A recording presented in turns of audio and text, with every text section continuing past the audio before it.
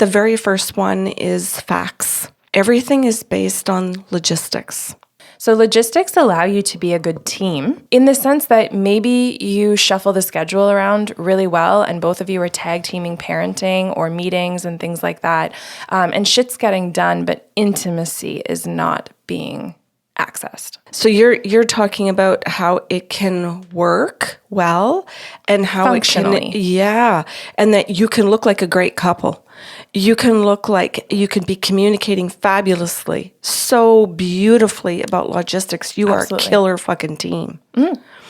And people might admire your relationship, and you might even think that it's safety and security.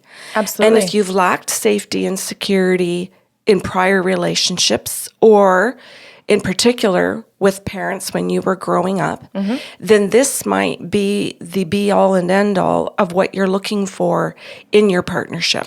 If you couldn't rely on your parents, then coming to this second level of intimacy with even a friend, a coworker potentially, maybe a boss offers you this kind of intimacy of facts and logistics and functionality, you can actually feel and believe you are deeply connected to this person. You could think you're in love with that person. Absolutely.